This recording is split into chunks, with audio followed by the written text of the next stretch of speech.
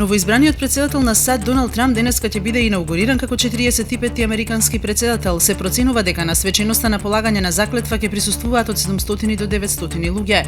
68 членови на представничкиот дом од редот на демократите нема да присуствуваат на инаугурацијата, сметајќи дека Трамп не е легитимен председател, имајќи предвид дека, како што велат, Русија влијаела на резултатите од изборите. Ден спроти стапувањето на должност на новиот американски председател, илјадници луѓе во Њујорк и во Вашингтон демонстрираа против Трамп. Меѓу нив беа и градоначалникот на Њујорк Бил де Блазио и холивудските актери Роберт Де Ниро, Алек Болдвин, Сели Филд, Марк Рафаело. Според милиардерот и инвеститор Џорџ Сорос, тешко е да се верува дека премиерката на Велика Британија Тереза Меј подолго време ќе се задржи на функцијата, додека во Доналд Трамп смета дека се крие диктаторство.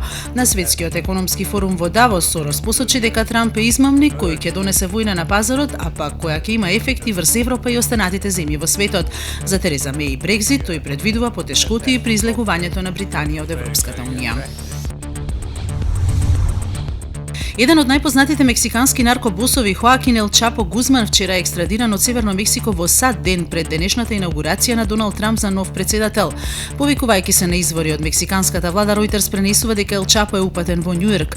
Гузман беше на листата на најбарани водачи на наркокриминалот се до апсењето во јануари минатата година. 6 месеци пред тоа побегна од добро обезбеден затвор во централниот дел на Мексико со тоа што успеа да помине низ тунел долг над 1,6 километри.